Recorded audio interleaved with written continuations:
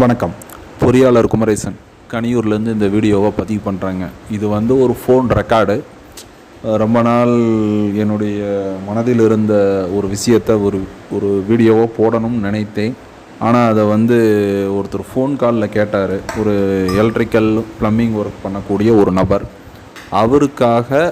அவரிடம் பேசின அதே ஆடியோவை நான் அப்படி இங்கே பகிர்றேன். காரணம் என்னென்னு கேட்டிங்கன்னா, இது இந்த வீடியோவை முழுசாக கேளுங்க. அந்த ஆடியோவை முழுசாக கேளுங்க. அப்போ தான் உங்களுக்கு இதில் இருக்கக்கூடிய சூட்சமங்கள் விளங்கும். எலக்ட்ரிக்கல் ப்ளம்பிங் வேலை செய்கிறதுல ரேட் எப்படி ஃபிக்ஸ் பண்ணுறாங்க, எது சரி எது தப்பு அப்படிங்கிற ஒரு அடிப்படை விவாதம் தான் அவர்கிட்ட நான் பண்ணியிருக்கிறேன். ஸோ இது யாரையும் புண்படுத்துவதற்காக நான் இந்த வீடியோவை நான் எடுக்கலை, யாரையும் குறை சொல்கிறதுக்காக நான் எடுக்கலை. என்னுடைய கருத்தை நான் வெளியே சொல்லணுங்கிறதுக்காக நான் சொல்லியிருக்கிறேன். பிடிச்சிருந்தா லைக் பண்ணுங்கள், ஷேர் பண்ணுங்கள். நன்றி, வணக்கம். சார் அவுட்டர் டு அவுட்டர் அளக்கணுமாங்க சார், இல்லை இன்னர் டு இன்னர் தான் சார் அளக்கணுமாங்க சார்? எதுக்குங்க? Electrical and plumbing sir. Electrical பிளம்பிங்க்கு ஸ்கொயர் ஃபீட் ரேட்ல அளப்பீங்களா? அதாங்க சார், அப்படிதான் சார் இங்கே செய்யறாங்க சேலத்தில். நாங்கள் சேலம் பேசுகிறோம் சார். சரி. இப்போ பாயிண்ட் ரேட்ல நம்ம வேலை செஞ்சுட்டு சார். சரி. வீட்டுக்காரங்க சதுர ரேட்ல பேசிக்கோங்க. இப்ப ஒரு சிலர் சதுரத்துல பேசுறாங்க சார். சரி. சதுரத்துக்கு ஒரு 50 ரூபா, 55 ரூபா, 60 ரூபா அது மாதிரி செய்யறாங்க சார். சரிங்க. அது மாதிரி பேசிக்கோங்க சார். சரி. வேலை செஞ்சு முடிச்சாச்சுங்க சார்.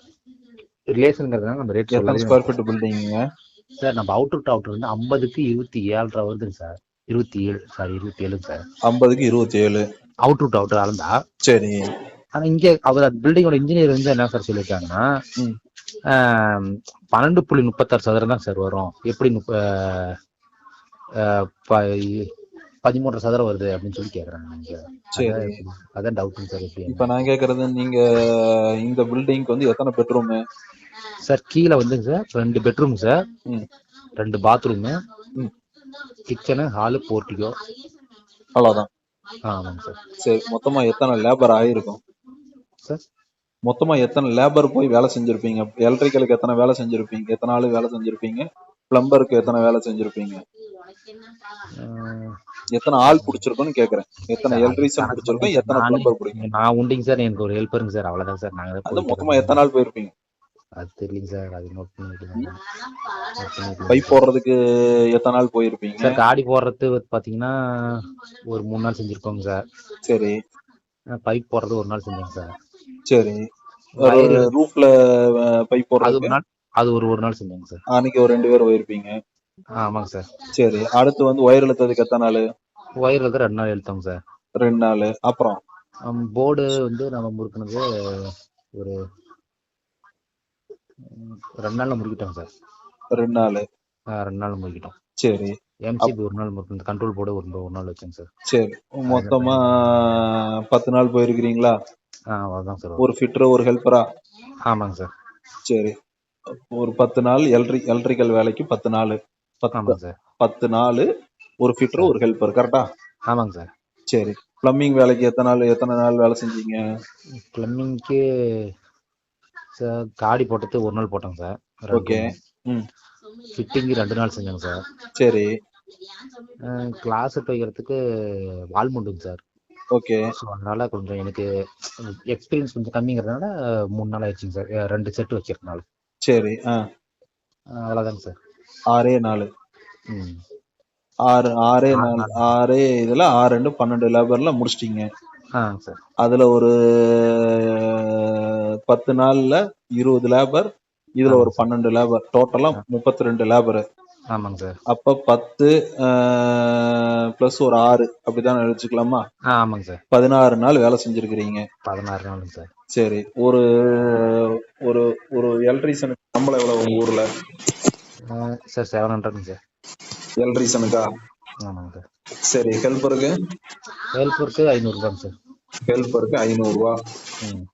ரெண்டும் பார்த்தா 1200 ரூபா வருது. மொத்தமா எத்தனை நாள் செஞ்சிருக்கீங்க? 16 நாளா?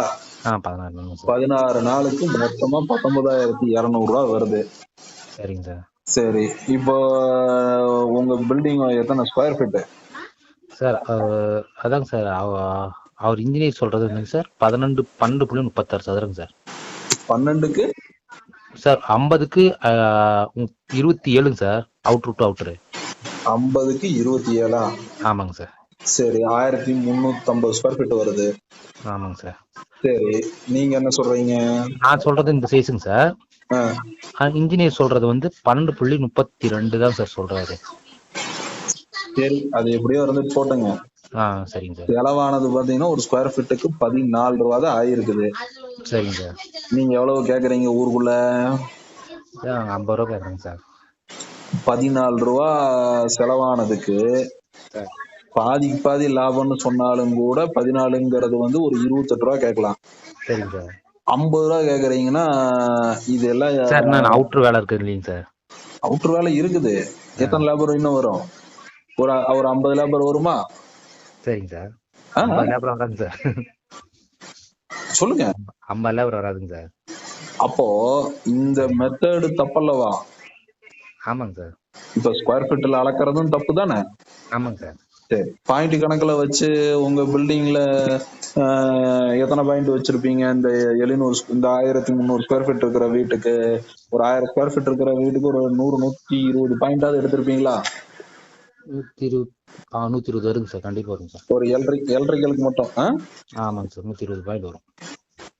120 பாயிண்ட்டுக்கு ஒரு பாயிண்ட்டுக்கு 150 ரூபா போட்டாலும் 18,000 ரூபா வந்துருச்சா? ஆமாங்க சார். எலக்ட்ரிக்கலுக்கு மட்டுமே 18,000 ரூபா பில்லு. ஆமாங்க சார். சரிங்க சார். பிளம்பிங்க்கு வந்து அது இது எல்லாம் சேர்த்து போட்டோம்னா எவ்வளவு போடுவீங்க? அது ஒரு 18,000 ரூபா போட்டுருவீங்களா? தாண்டுங்க சார். அதான் போட்டுருவீங்கல்ல. ஒரு வரும் சார். 28 சாரி சார், நீங்க இப்ப சொன்ன 18 கூட வச்சிருவாங்க சார். வரும். பைப்புக்கு அடிக்கு போடுவீங்க, ஃபிட்டிங்க்கு 150 ரூபா 350 ரூபா அப்படியெல்லாம் போடுவீங்க. வெறும் டேப் மாட்டுறதுக்கு 350 ரூபாயாமா, அடிக்கு போடுறதுக்கு 15 ரூபா 20 ரூபா ரேட்டு. அப்படிலாம் போட மாட்டாங்க சார். இப்படித்தாங்க கொட்டேஷன் கொடுக்குறாங்க எல்லாரும். கரெக்டா? டேப் ஃபிட்டிங்க்கு 50 ரூபாங்க சார், அவ்வளவுதான் சார் போடுவோம். எப்படிங்க? 50 ரூபா போடுவோம் சார். ஒரு டேப் முறுக்குனா போயிட்டு கொடுத்தோம்னா 50 ரூபா 75 ரூபாங்க சார், அவ்வளவுதாங்க சார். நீங்க இதுவரையில வந்து கூலி வேலைக்கு போயிட்டு வந்துருக்கீங்க, இப்ப நீங்க கான்ட்ராக்ட் எடுத்திருக்கீங்க.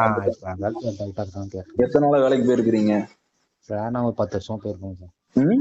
10 வருஷமா போயிருக்கேன். 10 வருஷமா வேலைக்கு போனவர் இப்போ முதலாளி ஆகும் பொழுது எப்படி கணக்கு போடுறதுன்னு தெரியல. அதான் சார், அத முதலாளி வேலை தெரியும், முதலாளி வேலை தெரியாது சார். அப்படித்தாங்க செஞ்சுக்கலாம் சார். இல்ல, நான் கேக்குறது வந்து தொழிலாளி வேலைங்கிறது எங்க ஒயரை கொடுக்கணும், எந்த இடத்துல மாட்டணும், எப்படி மாட்டணுங்கிறது தொழிலாளி வேலை. சரிங்க. ஆமாங்க சார். முதலாளி வேலைங்கிறது எப்படி காசு வாங்குறது, அது எவ்வளவு பில்லு போடுறது அப்படிங்கிறது முதலாளி வேலை. கரெக்டா? ஆமாங்க சார். ஒரு உண்மையிலேயே நீங்க வந்து முதலாளியா நல்ல விதமா வரணும்னு நினைச்சீங்கன்னா சார், உங்களோட கூலியோட உங்களோட டூல்ஸுக்கும் உங்க போக்குவரத்து செலவுக்கும் உங்களுக்கு ஒரு லாபம்னு ஒண்ணு வச்சு நீங்க வந்து பேசுனீங்கன்னு வைங்களேன், அது சரியான முறைங்க. இந்த ரேட்டுன்னு சொல்லிட்டு இந்த ஃப்ராடு தனத்தை தயவு செய்து நீங்களும் ஆரம்பிக்காதீங்க. ஆச்சா, உங்களுக்கு வந்து 20,000 ரூபாய் கூலி வந்திருக்குது. கரெக்டா? அந்த வீட்டுக்காரன்ட்ட இன்னொரு 10,000 ரூபாய் சேர்த்தி ஒரு 30,000 ரூபாய கேட்டீங்கன்னா அது வந்து சரி. அதுக்காக நான் வந்து பில்டிங்ல நான் பூச்சி கலவையில 2 இன்ச்சு இழுத்து வச்சிருப்பேன் அவுட்ரு, அது எல்லாத்தையும் சேர்த்தி ஸ்கொயர் ஃபீட்ல அளப்பன்னு சொல்றீங்களே, இதெல்லாம் நியாயமா? 10க்கு 16 ரூம் கட்டினாலும் அதே சுவிட்ச் அதே லைட் தான் போட போறீங்க. 10க்கு 16க்கு பதிலா 10க்கு 11 வச்சாலும் அதே சுவிட்ச் அதே லைட் தானே போட போறீங்க. ஆமாங்க சார். அதுல கேக்குறாங்க சார். சுவிட்ச் அதான் சார் வைக்கிறோம். சுவிட்ச் லைட் ஒரு ஃபேன் ஒரு 2 லைட் தான் வைப்பீங்க. ஆமாங்க சார். ஒரு பைப்பை வச்சுட்டு ஒயரை இழுத்து விடுறதுல என்ன லேபர் வேலை உங்களுக்கு? எத்தனை ஒரு 50 லேபர் அல்லது 100 லேபர் சேர்த்து பிடிச்சிருமா அந்த ரூமுக்கு? 10க்கு 16 ரூமுக்கும் 10க்கு 11 ரூமுக்கு கம்பேர் பண்ணா அப்படிலாம் வராதுங்க. அதே லேபர் தானே ஆகுது. அப்ப எப்படி ஒயர் வீட்டுக்காரன் தான் வாங்கி கொடுக்குறானே, இன்ஜினியர் வாங்கி கொடுக்குறானே. அதான் சார், அவங்க வாங்கி கொடுக்கறது தான் நம்ம. அதுதான், அதுல லேபர் எச்சா பிடிக்குதா உங்களுக்கு? லேபர்ல ஒண்ணு எக்ஸ்ட்ரா வரும் சார். அப்ப என்னன்னா ஒரு உங்களுக்கும் மனசாட்சி பிரகாரம் வந்து நான் எப்படி வந்து கட்டடத்தை வந்து பில்டிங்கை வந்து மேசனுங்க சென்டரிங்க எல்லாத்தையும் சேர்த்து இந்த ஸ்கொயர் ஃபீட்ல அளந்து பில்லு போடுறது தப்புன்னு சொல்றனோ அதே போலதான் இந்த எலக்ட்ரிக்கல் வேலையும் வந்து பாயிண்ட்டுக்கு நான் ரேட்டு கொடுக்குறேன், நான் வந்து என்ன சொல்றது ஸ்கொயர் ஃபீட்டுக்கு இவ்வளவு ரேட்டு கொடுக்குறேன்னு கொடுக்கறதும் தவறு அப்படிங்களா சார்? இல்ல. நீங்களே ஒத்துக்கிறீங்க எனக்கு வந்து மொத்தமாவே 20 லேபர் தான் ஆச்சுன்னு, ஆமாங்க சார். கரெக்டா? ஆமா. ஏமாத்தாம வேலை செஞ்சிருப்பீங்க. ஏன்னா ரேட்டுக்கு எடுத்து செஞ்சுக்கிறோம்ப்பா, கண்ணும் கருத்துமா செய்யணும். அப்படியே செஞ்சாலும் நீங்க 10 மணிக்கு தான் சைட்டுக்கு போவீங்க, காலையில 9 மணிக்கு போயிட்டு சாயங்காலம் 6 மணிக்கெல்லாம் வர மாட்டீங்க, கரெக்டா? இல்லைங்க சார், கொஞ்சம் நைட்ல இழுத்து கூட செய்வோம் சார் ஒரு நாளைக்கு. சரிங்க, ஏதோ ஒரு நாள் 2 நாள் தானே செஞ்சிருப்பீங்க, ஒயர் எடுத்த அன்னைக்கு செஞ்சிருப்பீங்க, இல்ல சுவிட்ச் மாட்ட அன்னைக்கு செஞ்சிருப்பீங்க, கரெக்டா? ஆமாங்க சார், காடி எடுக்கிற அன்னைக்கு செய்ய முடியாது அங்க ஆடி எடுக்கிறது வேற வழி இல்லை, இல்ல எடுத்தான் ஆகணும். அதில் செய்ய முடியாது. அது வந்துட்டு ரொம்ப ஹார்டான ஒர்க்கு, கொஞ்சம் கைகள் வலிக்கும். இல்ல நீங்க என்ன பண்ணாலும் சரி, உங்களோட சம்பளம் வந்து ஒரு 19,000 சில்லற வருது. அப்போ ஒரு 20,000 சம்பளம்னு ரவுண்ட் பண்ணிட்டு இன்னொரு 10,000 ரூபா உங்களோட மிஷினுக்கும் உங்களோட லாபத்துக்கும் ஒரு கணக்கு வச்சோம்னா பேசலாமா? அப்ப என்ன பண்ணுங்கன்னா இனிமேல் வந்து ஒரு 2 பெட்ரூம் 2 என்ன சொல்றது 2 டாய்லெட் 2 பெட்ரூம் 2 டாய்லெட் இருக்கிற ஒரு வீட்டுக்கு எலக்ட்ரிக்கல் பிளம்பிங் வேலை செய்யறதுக்கு எனக்கு ஒரு 30,000 ரூபா கொடுப்பா, எத்தனை சுவிட்ச் இருந்தாலும் நான் வச்சு தரேன்னு பேசி வேலை செஞ்சீங்கன்னா உங்களுக்கு மார்க்கெட்ல நிறைய வேல்யூ உண்டுங்க. ஹலோ, சொல்றது அர்த்தம் புரியுதுங்களா? நீங்க இந்த ஸ்கொயர் ஃபீட்டுக்கு நான் கேட்பேன், இதுக்கு கேட்பேன் அப்படின்னு கேட்டா பில்லு எக்கச்சக்கமா வரும். அவன் வீட்டுக்காரன்ட்ட ஏமாத்தி வாங்குற மாதிரி வரும், கரெக்டா? அதாவது 20,000 ரூபாய் வேலைக்கு நீங்க 50,000 ரூபாய் பில்லு போட்டீங்கன்னா யாராவது உங்களுக்கு தரலாமா? நீங்க உங்க வீடா இருந்தா தருவீங்களா?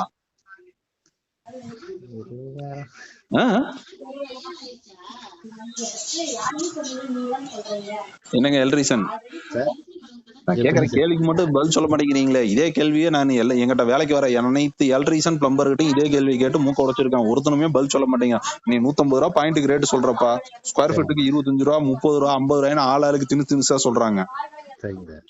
அந்த 50 ரூபாய்ங்கிறது எப்படி ஒர்க் அவுட் பண்ணின்னு சொல்லுன்னு கேட்டா யாருக்கும் சொல்ல தெரியல. இப்ப நான் உங்களுக்கு சொல்லி கொடுத்தேன் பாத்தியா, இத்தனை லேபர் பிடிச்சிருக்குது, இத்தனை லேபருக்கு இவ்வளவு ஸ்கொயர் ஃபீட் இருக்கிற பில்டிங்க்கு 14 ரூபா தானே வருது, கரெக்டா? அப்ப 14 ரூபாய் உங்களோட செலவு ஆகிறதுனா இன்னொரு 5 ரூபா சேர்த்தி ஒரு 15 ரூபா சரி 20 ரூபா சேர்த்தி 20 ரூபாய்னு ரேட்டு கொடுக்கலாம்ல. 15 ரூபா செலவாக வேண்டிய இடத்துக்கு 20 ரூபாய்னு கோட் பண்ணீங்கன்னா அது தகும். 50 ரூபாய்னு ரேட்டு கோட் பண்றீங்களா, அது நியாயமா? அப்ப இது வந்து கொள்ளையடிக்கிறது அல்லவா? இது வந்து வீடு வேலை செய்யக்கூடிய அனைத்து வீட்டுக்காரங்களுக்கும் இது புரிய மாட்டேங்குது. என்ன அவங்க ரேட்டு கேக்குறாங்க. ஒரு எலக்ட்ரீஷியன் ஏ அப்படிங்கிற ஒரு நபர், ஒரு குப்புசாமின்னு ஒருத்தர் வராரு, அவர் வந்து என்ன சொல்றாரு, ஏதோ ஒரு ரேட்டு சொல்றாரு. முனிசாமின்னு ஒரு எலக்ட்ரீஷியனோ பிளம்பரோ வராரு, அவரு ஒரு ரேட்டு சொல்றாரு. இதுல யாரு கம்மியா பண்ணுவான், யாரு நல்லவர், அது யாரோ ஒருத்தர் சர்டிபிகேட் கொடுக்கணும். கொடுத்தவங்களுக்கு வேலையை கொடுத்துறாங்க, கரெக்டா? அந்த வேலைக்கு இதுதான் செலவாகும், இதுதான் ரேட் அப்படின்னு வந்து தீர்மானம் பண்ணி கொடுக்கறதுக்கு போதிய அறிவு வந்து கட்டிடம் கட்டக்கூடிய நபர்களுக்கும் இல்லை, இன்னைக்கு எங்களை மாதிரி பொறியாளர்களுக்கும் இல்லை தானே? அது நாம சொல்ல முடியாது சார், மத்தவங்களுக்கு தான். நமக்கு வேணும் நம்ம சொல்லிக்கலாம் சார். இல்ல நடந்துட்டு இருக்க ஊர்ல எல்லா இடத்துலயும் அப்படிதான் சார் நடக்குது. தப்பு இல்லவா? தப்புதான் சார். உங்களுக்கு மார்க்கெட் வேணும், உங்களுக்கு வேலை வேணும் அப்படின்னா 2 பெட்ரூம் இருக்கிற வீட்டுக்கு நான் 2 பெட்ரூம் இருக்க 2 டாய்லெட் இருக்கக்கூடிய ஒரு வீடு, அது 500 ஸ்கொயர் ஃபீட் ஆகும் இருக்கலாம், 1000 இருக்கலாம், அதே வேலைதான் வரும். ரொம்ப பெருசாவெல்லாம் வேலை மாறியெல்லாம் வராது. 20 லேபர் செலவாக வேண்டிய இடத்துக்கு நீங்க என்ன பண்ணுங்க, ஒரு 30 லேபர் சம்பளத்தை பண்ணீங்கன்னா உங்களுக்கு கரெக்டா இருக்கும். சரிங்க. அதே வந்து நான் வந்து 50 லேபருக்கு வாங்குறது வந்து நியாயம் இல்லைங்க. சரிங்க. இல்ல நான் சொல்றது வந்து இது என்னுடைய எப்படி சொல்றது, இதையும் என்னுடைய வீடியோல பதிவு பண்ணணுங்கிறது என்னுடைய நெடுநாள் கோட்பாடு. இது தப்பு. இது எல்லாரும் இந்த தப்பு பண்றாங்க, எல்லாரும் இந்த ரேட்டு கொடுத்துட்டு இருக்காங்க. ஆமாங்க சார். என்ன சொல்ல போனா இன்ஜினியரா கொடுக்குறாருங்க சார். இன்ஜினியருக்கும் வந்து எத்தனை லேபர் பிடிக்குதுன்னு கணக்கு போடுறது இல்ல. ரெண்டாவது எலக்ட்ரிக்கல் பிளம்பிங் வேலை செய்யக்கூடிய நபர்கள் வந்து வேற ஒரு சைட்ல காலையில வேலை பார்த்துட்டு மதியானம் அந்த சைட்டுக்கு வந்து அந்த வேலையை முடிச்சு கொடுத்து போட்டு நாங்க டைமிங் பார்க்காம வேலை செய்யறோம்ங்க அப்படின்னு அந்த நாள் கணக்கை எண்றதுக்கு வாய்ப்பு கொடுக்காம போயிட்டு இருக்காங்க. ஆமாங்க சார். கரெக்டா? ஆமாங்க சார். காலையில ஒரு சைட்ல வேலை பார்ப்பான், மதியானம் ஒரு சைட்ல வேலை பார்ப்பான், ரெண்டையும் வேலையை முடிச்சிருவான். கரெக்டா? கண்டிப்பாங்க சார். அப்ப அப்ப ரெண்டு இடத்துலயே அர்ஜென்ட் வேலையை முடிச்சு கொடுத்துருவோம். அப்ப வந்து நீங்க அது ஆஃப் டேல கணக்குல எழுதுவீங்களா, ஒன் டே கணக்குல எழுதுவீங்களா? அப்படிதாங்க சார் எழுதணும். அப்படின்னு எழுதுறது இல்ல. ஆமாங்க சார். அப்ப என்ன ஆகுதுன்னு கேட்டா, எத்தனை நாள் வந்தாங்கன்னு எந்த இன்ஜினியரும் எழுதி வைக்கல. நான் எழுதி வச்சிருக்கிறேன். நான் எழுதி வச்சிருக்கிறேன். அதனாலதான் நான் இவ்வளவு பேச்சு பேசுறேன். அப்புறம் என்ன பண்றாங்க, வரும்போதே வந்து அட்வான்ஸா காசு வாங்கிக்கிறாங்க. முதல்லயே 5000 கொடு 10,000 கொடுன்னு வாங்கிட்டு அப்புறம் வேற வழி இல்லையில அந்த 10,000 ரூபாய்க்கு அவன்கிட்ட வேலை வாங்கி ஆகணுமேட்டு கொடுத்துறாங்க. நீங்களும் வந்து நேர்மையா நடந்துக்கணும்னு நினைச்சீங்கன்னா உங்களோட கூலியோட ஒரு அமௌண்ட்டை சேர்த்து வாங்கிக்கோங்க. உங்களுக்கு மார்க்கெட்ல நல்ல வேலை கிடைக்கும். நானும் கூட உங்களுக்கு எல்லாத்தையும் ரெக்கமெண்ட் பண்றேன். என் சேனலை பாக்குறவங்களுக்கு கூட நான் ரெக்கமெண்ட் பண்றேன். உங்க பேருங்க? எந்த ஊருங்க? சேலம் சார். சேலத்துல மட்டும்தான் வேலை பார்ப்பீங்களா, தமிழ்நாட்டுல எங்க போனாலும் வேலை பார்ப்பீங்களா? இல்லைங்க சார், முன்ன போயிட்டு இருந்தாங்க சார். சரிங்க. ஃபேமிலிக்கு வந்ததுனால இப்ப போறது இல்லை சார். முன்ன வந்து சென்னை, பெங்களூர் போனோம் சார். சரி. மற்றது எங்கேயும் போக தெரியும் சார். இப்ப எங்காவது ஈரோடு, கோயம்புத்தூர் அந்த ஏரியால வேலை கொடுத்தா செய்வீங்களா? செய்வோங்க சார். உறுதியா செய்வீங்களா? கண்டிப்பா செய்வோங்க சார்.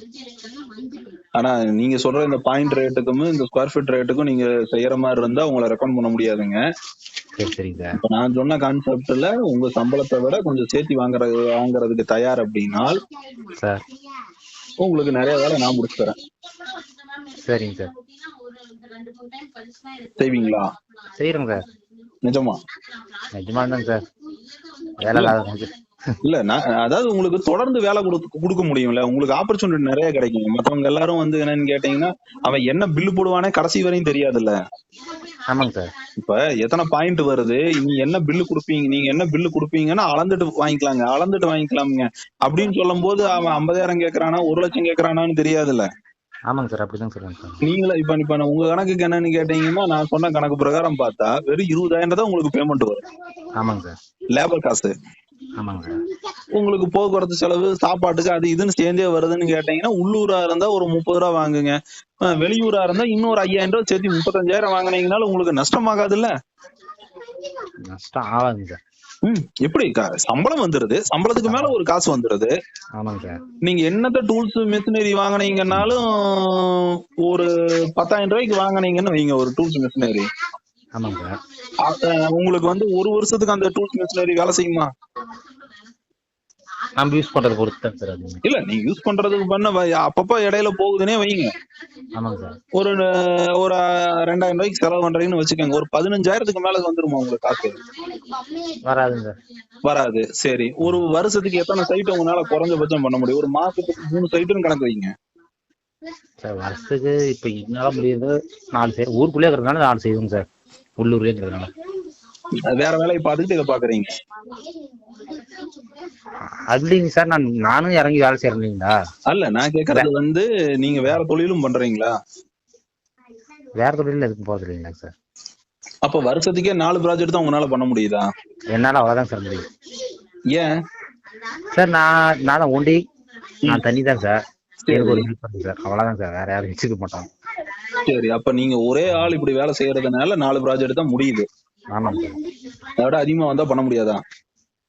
ஆளுங்க சேர்த்து வச்சா செய்யலாம் சார். இல்ல ப்ராஜெக்ட் வந்துச்சுன்னா ஆளுகளை அதிகப்படுத்திக்கலாமா? பண்ணலாம் சார். அப்ப உங்களுக்கு வாய்ப்பு கிடைக்குமா? அப்ப இன்னும் கொஞ்சம் இப்ப சொல்றது பாத்தீங்கன்னா இன்னும் 2 வீடு செய்யும் போது கேட்டீங்கன்னா ஒரு ப்ராஜெக்ட்டுக்கு உங்களுக்கு ஒரு 10,000 ரூபாய் வருமானம், அதாவது லாபம் மட்டும், சம்பளம் இல்லாம லாபம் மட்டும் 10,000 ரூபாய் வந்தா உங்களுக்கு இன்னும் ஒரு 4 ப்ராஜெக்ட் பண்ணும் போது இன்னும் சேர்ந்து வருமா? வரும் சார். அப்ப தாராளமா மத்தவங்களோட உங்களுக்கு வேலை வாய்ப்பு அதிகமாயிருன்னா உங்களுக்கு நம்பர் ஆஃப் ப்ராஜெக்ட் உங்களுக்கு அதிகமா வரும். உங்ககிட்ட வேலை செய்யறதுக்கு ஆளுகளை நிறைய பேரை போட்டு செய்யலாமா? செய்யலாம் சார். நான் உங்களுக்கு ஒரு வாய்ப்பு ஏற்படுத்தி தரேன். சரிங்க சார்.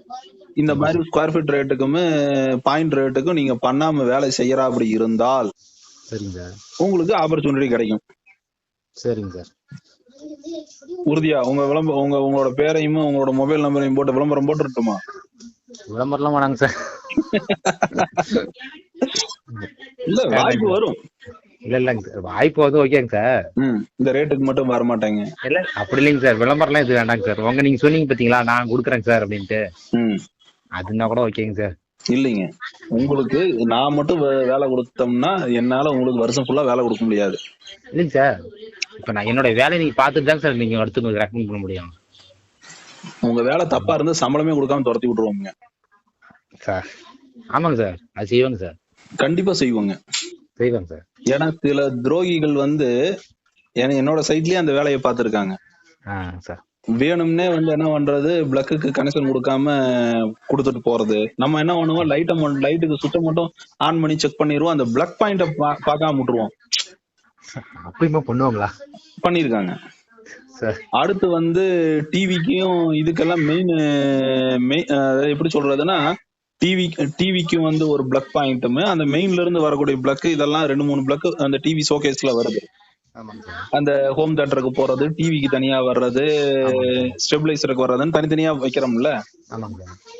அதுல வந்து 2 பிளக்க வந்து தனித்தனியா வச்சு 2க்கும் லைன் இழுத்துருக்கலாம். ஆனா மெயினை மட்டும் அதுல கனெக்டே பண்ணாம சார் வேலையை முடிச்சிட்டேன் சார்னு சொல்லிட்டு ஊருக்கு போயிட்டான். அது தப்பு இல்லைங்க சார். அப்படிப்பட்ட துரோகிகளையும் நான் வச்சு வேலை செஞ்சிருக்கேன். அதுக்கப்புறம் தான் நான் சொல்றது என்னன்னு கேட்டா, நீ ரேட்டுன்னு என்னடா ரேட்ட பேசுறீங்க, உங்களுக்கு வேலை தெரியுமா, முதல்ல உங்களுக்கு தொழில் தெரியுமா அப்படின்னு அப்புறம் யோசனை பண்ணோம்னா, ஓகே மொத்தமாவே இத்தனை லேபர் தான் ஆகுது, நீ காசு கேக்குறது இவ்வளவு காசு கேக்குற, இவ்வளவு காசு குடுக்கலாம் தப்பு இல்ல, ஆனா அந்த அளவுக்கு சரியா செய்யணும்ல. செய்யல, செய்யாத ஆளுகளையும் நாங்க வச்சுட்டு மேய்ச்சிட்டு இருக்கிறோம். அவங்களை எல்லாம் ரிஜிஸ்டர் லிஸ்ட்ல வச்சு எங்களோட நட்பு வட்டாரங்கள் இருக்கிற அனைத்து இன்ஜினியர்களுக்கும் வந்து இவங்க இந்த நம்பர்ல இருக்கிற நபருக்கு வேலை கொடுக்காதுன்னு சொல்லிட்டு போட்டோவோட அனுப்பிட்டு இருக்கோம். அப்படி பண்ணக்கூடாதுங்க சார். நமக்கு பத்தல அப்படின்னா ஒரு 10 ரூபாய் கேட்டு கூட வாங்கலாங்க சார். இது அவனுக்கு வேலையே தெரியலையே, அவனும் வேலை செய்யறேன்ட்டு ஒடியாந்துறானே, அவனை என்ன பண்றது? ஆமாங்க சார், நேத்து என் கூட வேலை செஞ்சவங்க நாளைக்கு கான்ட்ராக்ட் எடுத்து வேலை செய்யறாங்க சார். ஆமா, நீங்க 10 வருஷம் வேலைக்கு போனீங்க, ஒரு யாரோ ஒருத்தர்கிட்ட 10 வருஷமா வேலைக்கு போய் தானே தொழில கத்துக்கிட்டீங்க, கரெக்டா? அந்த 10 வருஷமாவது இருக்கணும். இன்னைக்கு வந்து 3 மாசத்துல வந்து நானும் எலக்ட்ரீஷியன் சொல்லிட்டு சுத்துறவன் எத்தனை பேர் இருக்கான் ஊருக்குள்ள? அதான் நிறைய பேர். 10 வருஷம் வேலைக்கு வேலை பழகி தெரியாதுங்க சார். அது மாதிரி ஆளுங்களும் இருக்கிறாங்க சார். இப்ப என்னன்னா, இப்ப நானும் வந்து இறங்கி சைட்ல வேலை செய்யக்கூடிய ஆளு. அவன் என்ன பைப் போட்டிருக்கான், ஒயர் இழுத்துருக்கான், அதெல்லாம் செக் பண்ணி பாக்குற அளவுக்கு ஒரு அடிப்படை அறிவாவது எங்களுக்கு இருக்கு. எங்களுக்கே டக்கால்ட்டி பண்ணணும்னு முடிவு பண்றான் அவன். சரி, ஓகே. திருப்பி உங்க பேர் மறந்து வச்சு, சதீஷா? சரிங்க சதீஷ், சேலத்துல இருந்த சதீஷ் அவர்களுக்கு நான் இருக்கிற எல்லாத்துக்கும் ரெக்கமெண்ட் பண்றேன். எல்லாரும் கூப்பிடுவாங்க உங்க நம்பருக்கு, சரியா? இந்த நம்பர் வேண்டாங்க சார். சரி, உங்க நம்பர் சொல்லுங்க. 8870. சரி, 240. ஓகே 129. ஓகே, இந்த நம்பர் உயிரோட தான் இருக்கா சார்? இருக்குங்க சார். ஏங்க சார், நீ வேணுமே ரிங் விட்டு பாருங்க சார். வீட்டு பாப்பா நம்பருங்க சார். வீட்டுக்கு பாப்பா குட்லிஸ் நம்பரை கொடுத்து போட்டு கடைசியில எல்லாரும் கூப்பிட்டு அந்த நம்பரை கூப்பிட்டு இருக்காங்க. அதான் சார் இப்ப நான் ஓப்பனா உங்ககிட்ட சொல்லிட்டு இருந்தீங்களா? ஓ, இப்ப பேசிட்டு இருக்கிற நம்பர் வீட்டு நம்பரா? பாப்பாவுக்கு வாட்ஸ்அப் என்னோடதுங்க சார். சரி, ஸ்கூல்ல கொடுத்துக்கிறேன். இப்ப பாப்பா வந்து நம்பர் தனியா வாங்கியிருக்கிறோம். சரி, இப்ப நீங்க வாயில சொன்ன நம்பரு அது வந்து என் கையில இருக்கிற நம்பருங்க சார். ஓகே, அப்ப அந்த நம்பருக்கு எல்லாரும் கூப்பிடுவாங்க. சரிங்க சார். எத்தனை பேருக்கு நியாயமா வேலை செஞ்சு கொடுக்க முடியுமோ கொடுத்துங்க. சரிங்க சார், தேங்க்யூ. ஆனா அத்தனை பேரும் இந்த ஸ்கொயர் ஃபீட் ரேட்டுக்கும் பாயிண்ட் ரேட்டுக்கும் தரமாட்டாங்க. ஏன்னா என் பேச்ச கேட்டேன், இனி யாராவது வந்து பாயிண்ட் ரேட்டுக்கு ஸ்கொயர் ஃபீட் ரேட்டுக்கு தருவாங்க? தரமாட்டாங்க சார். நீங்களே ஒத்துக்கிட்டீங்க எனக்கு வந்து மொத்தமாவே 20 லேபர் தான் ஆகுது அப்படின்னு, கரெக்டா? ஆமாங்க சார். 20 பிளஸ் ஒரு 6 லேபர், மொத்தம் 32 லேபர் தான் ஆகுது, கரெக்டா? ஆமாங்க சார். 32 லேபருக்கு வந்து எப்படி சொல்றது 10 6 16 ஃபிட்ரு 16 ஹெல்ப்பர். ஆமாங்க சார். 16 ஃபிட்ரு 16 ஹெல்ப்பருக்கு நான் ஏன் 50,000 தரணும்னு ஒவ்வொருத்தனும் யோசிப்பானா யோசிக்க மாட்டானா? யோசிப்பாங்க சார். கண்டிப்பா உங்களுக்கு மார்க்கெட்ல வேல்யூ இருக்குது. நீங்க வந்து ஒரு 30,000 ரூபாய் எனக்கு கொடுத்துரு, நான் வந்து எல்லா வேலையும் நான் முடிச்சு கொடுத்துறேன் அப்படின்ட்டு போனீங்கன்னால் சார் எலக்ட்ரிக்கல் பிளம்பிங் 2 வேலைக்கும் நீங்க வேலை செஞ்சு கொடுக்கறதுக்கு தயார் என்றால் சார் உங்களுக்கு ஆப்பர்ச்சுனிட்டி நிறைய வரும். விருப்பமா? அது கொஞ்சம் யோசிக்கணும் தாங்க சார். ம். வெளியில இல்லைங்க சார், நீங்க சொல்றது ஈரோடு கோயம்புத்தூர் சொல்றீங்க சார். அதுக்குதான் இன்னும் கொஞ்சம் ஒரு 5,000 சேர்த்து வாங்கிட்டீங்கன்னா முடிஞ்சல போக்குவரத்து செலவு சரியா அது இருக்கு. இல்லைங்க சார், நமக்கு வீட்டுல யாரும் இல்லைங்க சார். வீட்லயும் படிச்சுட்டு இருக்காங்க, ம், ம். பாப்பாவும் படிச்சுட்டு இருக்கு. சரி. நான் வேலையை முடிச்சுட்டு வந்தேன்னா பாப்பாவை ஸ்கூல்ல இருந்து கூட்டு வரதுக்கு அதெல்லாம் கொஞ்சம் ஹெல்ப்ஃபுல்லா இருக்குங்க சார். அவங்க காலேஜ் போயிட்டு இருந்தாங்கன்னா கொஞ்சம் நேரம் ஆயிருங்க சார் வரதுக்கு. சரி, அப்ப வந்து சேலத்துல மட்டும் வேலைன்னா உங்களை கூப்பிடலாம். ஆமாங்க சார், சேலம்னா ஓகேங்க சார். சரி, நான் உங்களுக்கு ஒரு லிங்க் ஒன்று அனுப்புறேன் சார். அந்த லிங்கை கிளிக் பண்ணீங்கன்னா அதுல ஊரு பேரு எல்லாம் கேட்கும். சரிங்க சார். உள்ளூர் வேலையா தங்கல் வேலையான்னு இருக்கு. நீங்க உள்ளூர் வேலையை செலக்ட் பண்ணீங்கன்னா அந்த ஏரியால இருக்கிற நபர் வந்து சார் உங்களை கூப்பிடுவாங்க, அதாவது சேலத்துல இருக்கிறவங்க. சரிங்க சார். தேங்க்யூ. சரிங்களா? தேங்க்யூங்க சார். ஆனா நான் சொன்னதுதான் கணக்கு. Square feet rate point rate கேட்டு ஊரை ஏமாத்த முடிவு பண்ணீங்கன்னா உங்களுக்கு வேலை தர மாட்டாங்க. அப்படி யாருங்க சார் நீங்க சொல்றீங்களா? நீங்க தான் இவ்வளவுதான் சொல்லிட்டீங்க சார். உங்களுக்கு நட்டம் வரக்கூடாதுங்க. நான் சொல்ற வேலை செய்யற ஆளுக்கு நட்டம் வரக்கூடாது. நம்ம நிக்காம வேலைக்கு போடலாம் சார். டெய்லி வேலை செய்யுங்க, வருஷம் ஃபுல்லா வேலை கொடுக்குறோம். ஆமாங்க சார். நல்ல வருமானம் வரும்ல. ஆமாங்க சார். அவ்வளவுதான், நல்லா இருங்க. சரிங்க சார். தேங்க்யூ. ஏமாத்தி சம்பாதிக்கிற காசு நிக்காது. ஆமாங்க சார். நேர்மையா சம்பாரிச்சா நிக்கும். ஆமாங்க சார். சரி, உங்களுக்கு வந்து சேலத்துல இருக்கிறவங்க எல்லாம் கூப்பிடுவாங்க, நீங்க வேலை செஞ்சு பொழைச்சுக்கோங்க, நல்லா இருக்கு. சரிங்க சார். Thank you sir. சரிங்க, ஓகே, நன்றி. தேங்க்யூ.